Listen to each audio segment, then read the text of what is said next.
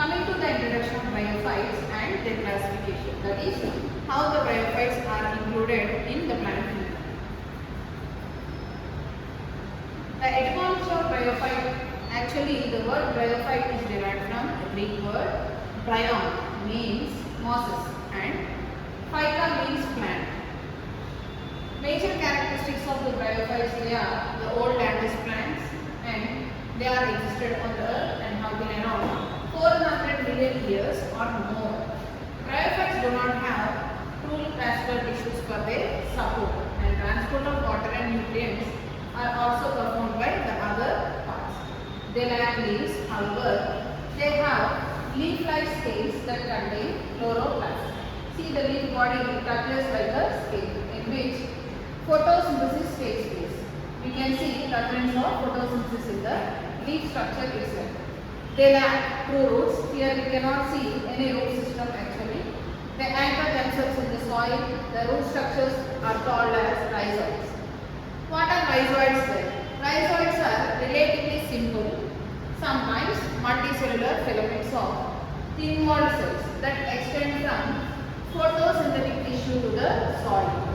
The connection is from the leaf to the root and it ends with the soil.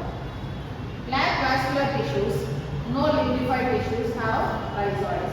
Usually small and ground hugging, most measure between 2 to 4 inches. One tree can be measured up to 2 to 4 inches. Amphibians of plant kingdom, they actually need water for their fertilization process. What is the habitat of bryophyte? That means where we can see these bryophytes mostly. Live in moist places and humid environment. They require the water content always for their existence. 9,000 genera, 2,000, 4,000 species. Mode of nutrition, autotrophic as well as saprophytic. Plant body is callous. It means the plant body is not differentiated into root, shoot like that. No leaves can be differentiated usually. Example of some of bryophytes are Markantia and Anthoceras. Here we can see one of the bryophyte. Sporophyte has 3 parts. They are food, seta and capsule. Coming to the classification of bryophytes, there are 3 classes of bryophytes actually. Class Musae, that is mosses. Class Hepaticae, that is liverworts. Class Anthoceratae, that is hornworts. Class Musae means mosses. The body of moss is usually like leaf. Here you can see the entire body of plant in the form of leaf structure. Most prefer damp, shaded locations in temperate zone. They require some sort of temperature, but they always try to prefer only the shade. Coming to the class Hepaticae, that is liverworts. The name liverwort arose because the lobes of thallus resemble the lobes of liver. As you all know very well how the liver of an organism appears. So the leaf body also looks like a liver.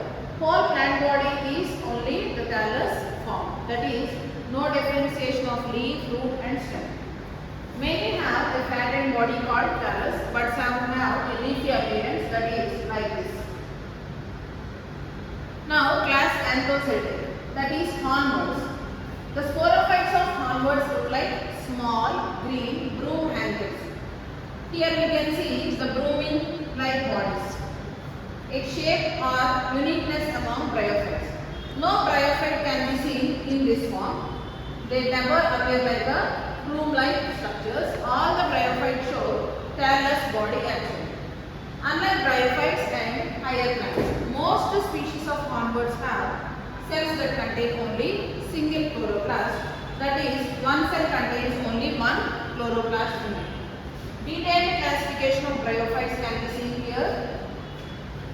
See, here we can see Lezuni and another one Polytrichum, another one Markantia, again Telia, Exia and Anthoceras. These are the members of bryophytes actually which we are studying in the classification. These are mosses, small soft plants that are usually 1 to 10 centimeters tall. The plants are very small in their structure and composition. They are very limited height and growth.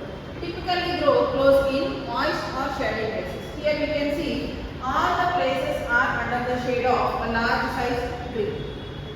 Flowerless and seedless. We cannot see any flowering appearance here and we cannot see any seeds released from the flower and fruit. Now the liverworts, that is Hepatophyta. Flowerless spore producing plants with the spores producing in small capsules. Here also we cannot see any flowering appearance and the plant usually hides from 2 to 20 centimeters. That is very limited, small size. Most familiar liverwort consists of prostrate, flat and ripple-like or branching structure. Here we can see the ripple-like structure and this is a flattened body. Some of them overlap and appears like a scales.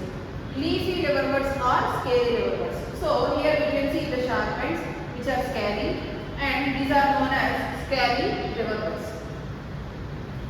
Hornworts, that is Anthoceratophyta. Hornworts are also again flowerless. As we all know from the earlier, no bryophyte can possess any flowering appearance. Spore producing plant with the spores typically produced in a tapering horn-like needle. Here we can see the spore body producing from the tapering needle. That is, it appears like a capsule but develops from flattish green sheet. Only 100 species can be identified. Reproduction. How the process reproduction takes place in bryophytes, which is a very important phenomenon. The bryophytes reproduce by vegetative, sexual and asexual modes of reproduction because we cannot see any reproductive organ in the entire plant body. Only we can see the thallus. The gametophyte reproduces sexually by formation of gametes, whereas supportive reproduce by formation of spores. Therefore, the mode of reproduction is again sexual as we said. Types of reproduction: first one vegetative, second one asexual, third one sexual reproduction. Now we can see the vegetative reproduction here.